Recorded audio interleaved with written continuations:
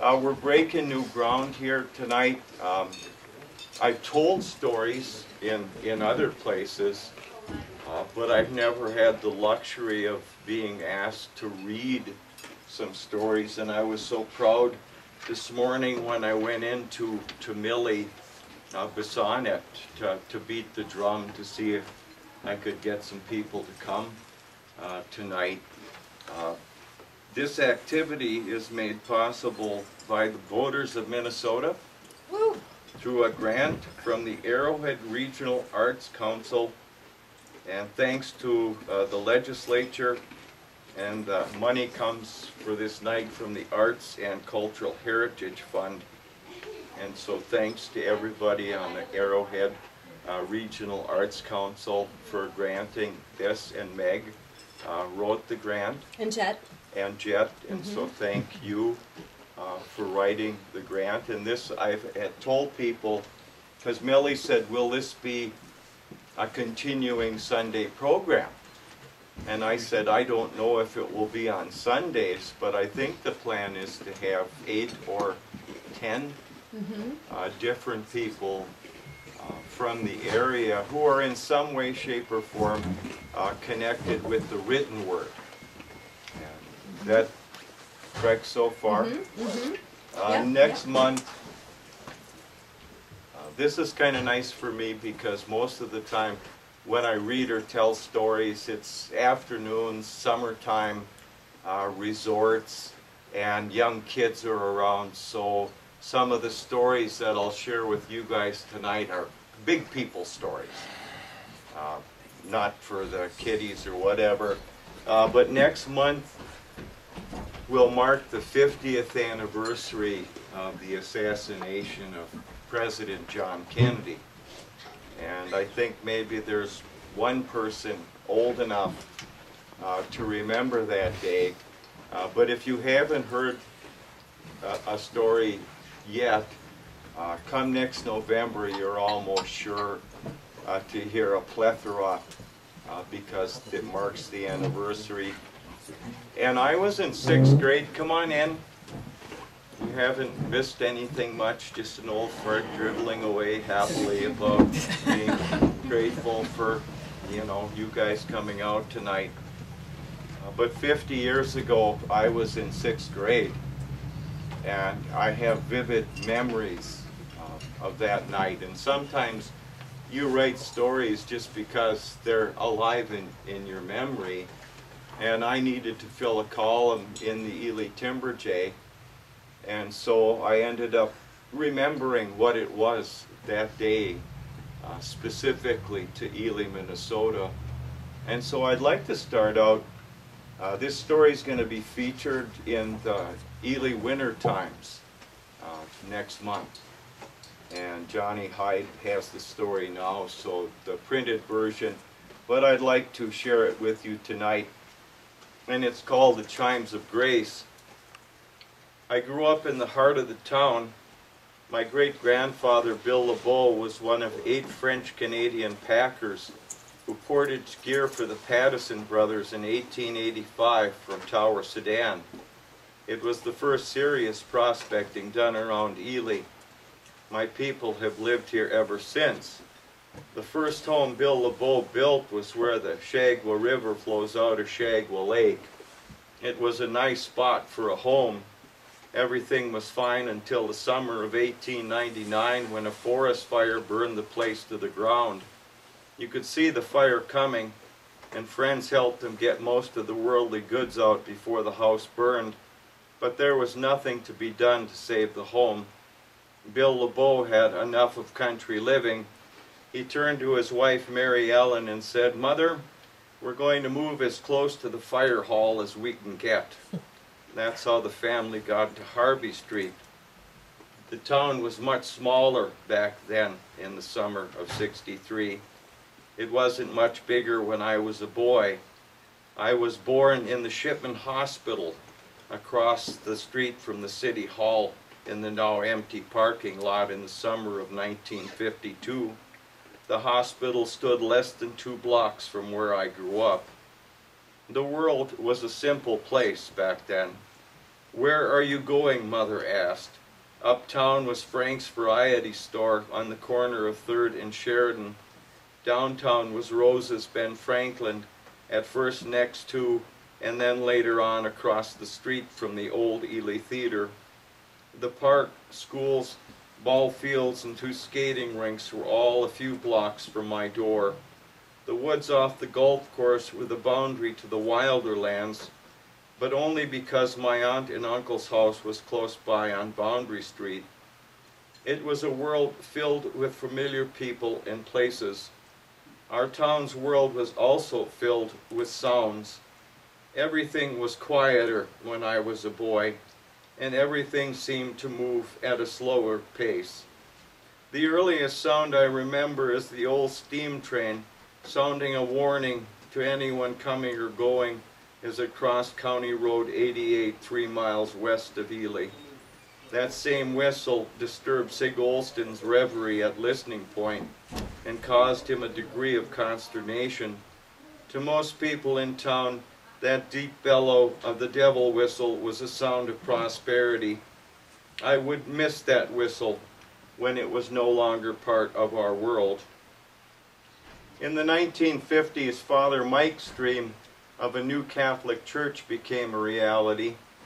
Father Frank Mihalsic came to Ely in 1918, and he was in charge of the spiritual affairs of St. Anthony's Parish for over 50 years. I remember him well, a short, solidly built man, like a thick fire hydrant, always dressed in black, a large fedora clamped firmly on his head, tilted neither to the left or the right. I remember him puffing a big cigar as he rode down the street in his big black and white Buick with the perforated chrome strips. Looking neither to the left or the right, Father Mike would ignore whatever obstacle or stop sign he encountered. Ever since he came to Ely, Father Mihalsic dreamed of his new church.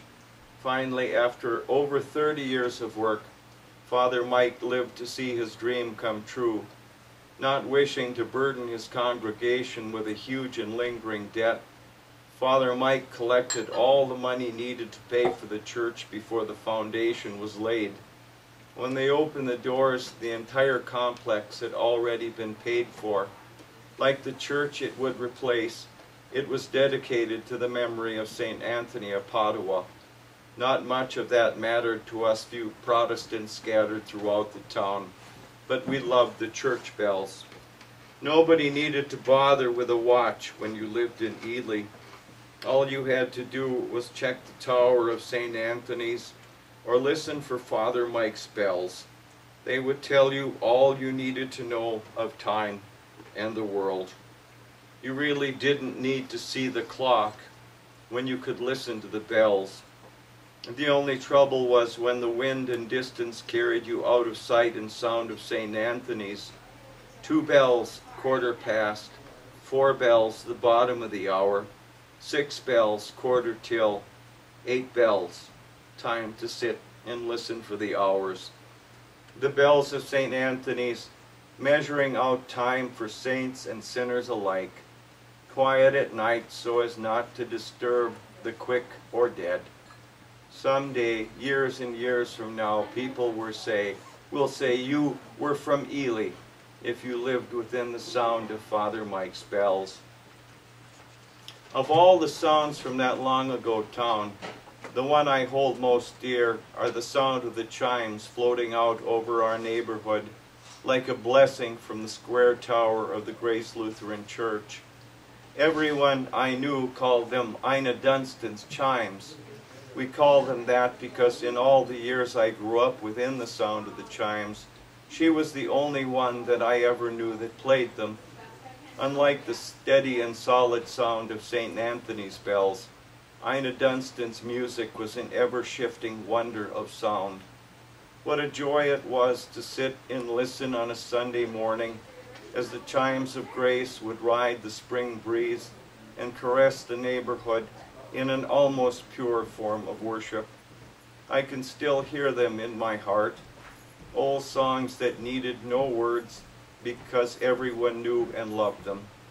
on Christmas mornings, sitting after the presents were open, listening to the snow-muffled music float down on the town like a snowy blessing, or Easter Sunday, when the sound of the chimes would fly up to heaven like a spring dove, a musical promise of hope and resurrection.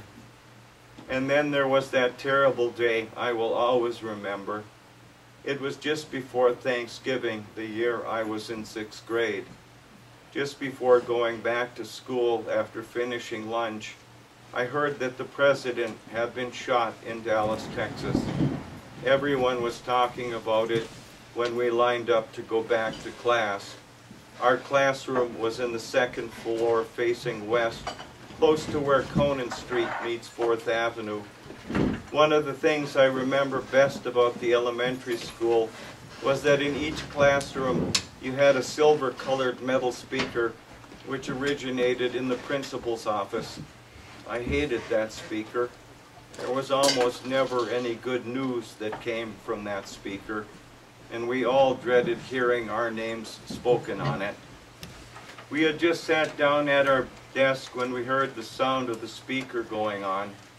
A short time later, Mr. Sorensen, our principal, told us that President John F. Kennedy had been killed that afternoon in Dallas, Texas. I don't remember much about it, other than thinking that a man who had a beautiful wife and kids younger than me was gone. I was stunned. Our president was dead. I always liked him. He smiled and laughed a lot. He loved beautiful words, and he said beautiful things. I know he was lost to us. I remember feeling afraid and wondering what was going to happen to our country now that our president was dead. Then I heard the sound of the chimes. In a time of great sorrow, Ina Dunstan held fast to the two things which had always given her joy and comfort, her faith and her music. We sat quietly while the notes of "Nearer, My God, to Thee" floated into the room. Our teacher, Mr. Nankervis, walked over and opened the window. I could see that he was crying and that he didn't want us to see. When the hymn ended, Mr. Sorensen told us all to go home and pray for the president and his family and our country. Faith of our fathers greeted us as we walked out the doors and headed for home. The world wept that day. When I got home, Mother and I walked over to our church to sit and pray. People did the same thing all over the country. Ina Dunstan's chimes keened the entire afternoon. All those wonderful Protestant hymns played with a true love for a dead Irish Catholic. It was one of those fine moments which best define what America was supposed to be all about. The last song I remember the chimes singing from that now long ago day was "God Bless America." Stand beside her and guide her through the night with the light from above. It was going to be a dark and sad night, but I knew we were going to be all right. We were blessed by Ina Dunstan and the chimes of grace. The last thing I remember hearing was the big bell in St. Anthony's Tower marking 10 o'clock. It was good night for the bells and good night for me. Any lonely train whistles wailing mournful in the darkness were lost in tatters on the autumn wind. Train whistles no longer disturbed the reverie of those more tuned to the sounds of waves breaking on the shore or wind whispering through pine trees. Ina Dunstan is gone. The chimes of grace have been silent for many years. Like the train whistle, I hear them now and again when I swim up from deep dreams toward the surface of today. Now all that's left of boyhood sounds are memories and the bells of St. Anthony's, Father Mike's bells, steadily ringing out for children not wanting to be late for supper, and those interested in marking the passage of time. 3 bells, Father, Son, and Holy Ghost, past, present, and future, standing fast and telling the world in faithful repetition, as if to reassure any doubters that we are still here.